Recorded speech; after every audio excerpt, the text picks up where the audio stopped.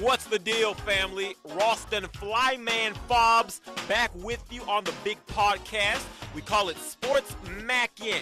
SportsMackin is the name of the show, and we do it every Monday. We do it every Thursday. So head on over to iTunes, head on over to YouTube, head on to Facebook, Twitter. We're all on that type of, next level social media, sharing everything type shit. Spreading the good message, talking some good game based on sports. That's my thing. That's my background. I'm a sports anchor. And so it's kind of my side hustle, so to speak. I want to jump right into the topic today, family. I want to talk about Russell Wilson and how he relates to being black enough. And it's something that's always been in our community. When a brother gets something or he tries to come up in the corporate world, try and get some of them white man corporate dollars or some shit, there's always questions of, is he real enough? Is he black enough? Things like that. And the questions that finally found Russell Wilson. There was a story that came out, I believe, on Bleacher Report or one of these mainstream websites, that there was some A division in the Seattle Seahawks locker room, and that B, a lot of the players didn't feel that Russell Wilson was black enough. Which I really don't understand quite what that means, because it's always a vague definition. Because when I look at Russell Wilson, I see a real brother. I see a brother that handles his shit, that is on his game. Because when you're a black quarterback in the NFL, the path for you is a lot tougher than it is for an Andrew Luck or a Peyton Manning or a Tom Brady. It's a lot tougher for you versus your white counterparts, just like it is for a lot of brothers who are in the corporate world. And so Russell Wilson has really had to be on his shit. When he came out, there was talk about he's not athletic enough, he's not tall enough, can he see over the offensive lineman? And there's always the underlying tone of being a minority. Are you smart enough to play the position? Things like that. That didn't really touch Russell too much, but some of the other shit did. Trying to nip and nick here and there. But Russell Wilson has gone about it like a true player. Look at some of the things he's done, especially this offseason, after he handled his business all the way to the Super Bowl. Yes, Richard Sherman, best cornerback in the game. That brother helped out a lot, that vaunted Seahawks defense. But Russell had to make the plays. Russell had to do his thing. Just this past week, he handled business on the Carolina Panthers. Put together a big boy drive when they were struggling a lot of that game. Threw a final touchdown to Luke Wilson for a 13-9 win. So the brother knows what he's doing. But let me go back to this offseason and how he handled his business. There was a story that came out, he divorced his wife, Asher Wilson. We'll just leave it there. He charged Miss Ashton to the game because there was rumors spreading that she had cheated with one of the players, and there's a lot of sources that say that player is Golden Tate, who's now with the Detroit Lions, and possibly that's why he got traded. Kind of like LeBron James when Delonte West was fucking his mama with Cleveland, that type of shit. And I'm not getting into that. That's neither here nor there. But what I want to focus in on is, if it was true, how Russell Wilson handled his shit. Didn't get caught up in his feelings. He just charged her ass to the game, just divorced her, and he moved the fuck on. I mean, and look at what a lot of these other brothers have done, because women, especially, women like to push brothers' buttons. They like to push our buttons because they know if we get caught up in our ego and want to hit them because we feel hurt, they can call the police on us. Big scary black guy trying to knock me the fuck out. Happened to Greg Hardy, happened to Ray Rice, and I'm not saying that those brothers did the right thing by knocking those women out or hitting them with guns and all this other shit. I'm just saying there's a certain way that brothers who quote unquote are really black handle shit, who don't get questioned about their blackness. No one's asked if Ray Rice is a real brother. No one's asked if Greg Hardy, Ray McDonald. I'm sure those guys have never had to face those questions at all in their life. And they're out here beating the shit out of women, getting caught up in their emotions and feelings, which as a man you can never do. Because you always have to think like a chess player when you're a brother in this game. And that's how Russell Wilson, the not black brother, has done it. So I guess we're all not black according to, by that definition, because he's handled his shit and charged the bitch to the game properly. That's why I think he's a real brother. And then he moved right the fuck on.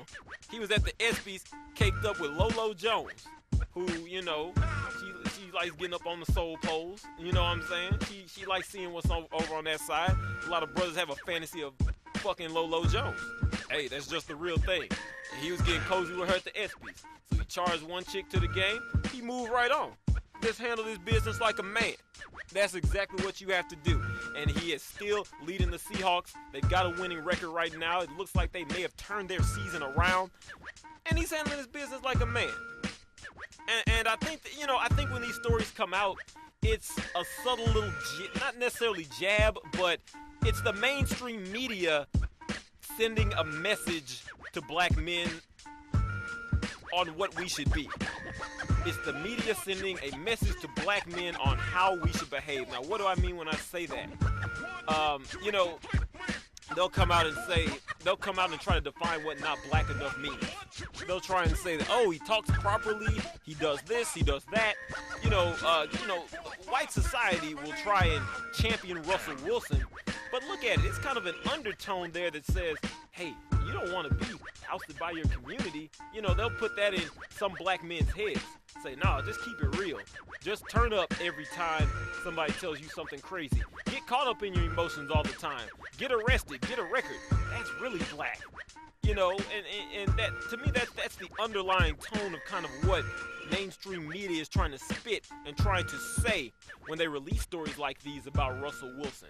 I don't even know, honestly, if there's one person in the locker room that feels that way about Russell. There might be some. I personally think there are a few. But when the media picks up stories like these and chooses to run with them, what they're saying is, what they're saying overtly is, hey, let's champion this guy. He's assimilating himself into white society. He's doing what we want him to do. But covertly, they're saying, hey, young black men, you don't want to be like him. You don't want to get questioned. Just keep doing what the fuck it is you're doing. Don't worry about coming up in the game. Don't worry about doing things right. Don't worry about thinking like a chess player, not a checkers player. Don't worry, a chess player when you're thinking 2 and 3 moves ahead instead of just the next jump. That's kind of what they're saying to me. And so we really have to watch out when that type of stuff comes out. We really, really need to watch out for those type of things. I think it's more about Russell Wilson, the lesson that he can teach us as young black men. Just do what you do. Nigga, do you. It's that simple. That's what it boils down to. I look at Russell Wilson, just from what I've seen from him, kind of trying to pick up on his vibe. He's just keeping it real. He's not worried about, is this really black? Is this not black? I'm going to do me. I'm going to do what Russell Wilson wants to do. And when you're out there in the world, you're out there, campaigning for yourself, trying to make some things happen, that's how you have to approach life. You have to approach it from a standpoint of, fuck it, I'm going to do me. I'm going to do what's best for myself. If I have a family, I'm going to do what's best for them. I'm going to do what's best to make sure that I get the things that I need out of life. And if you do that, fuck the backlash. Who cares what people say? If you do that and you keep it real with yourself, positive vibes are going to be given off from you. And you're going to attract the right people. You're going to attract that nice young breezy. Some of these hood rats and things and these dusty women, they might be trying to say, nigga, you ain't real. Nigga, you ain't this, blah, blah, blah. Fuck them. I've dealt with that shit myself. I can't tell you how many times when I was in college at Texas A&M, when I was in high school back in Texas, that my blackness was called into question. But I just chose to do me. It bothered me at first, admittedly. But after a while, I just chose to say, fuck it. I'm going to just do me. I gave off positive vibes and I attracted the right people. That's how I was able to come out to North Carolina. That's how I'm able to do this podcast and have people listen. Because I like to think that I'm giving off genuine vibes. I'm giving off a genuine chunk of myself. And if you do that, the right people are going to come towards you. The right jobs are going to come your way. The right business opportunities, the right friends, the right women that you want to meet. They're going to gravitate towards you. So that's all you got to do. That's the lesson of Russell Wilson, I feel like. Just do you, handle your business like a true player, like a true man, and you're going to be fine. Fuck what other people say. Do you. But anyway, that's this edition of SportsMackin. Again, we do it every Monday, do it every Thursday. Make sure you join us again. I'm out.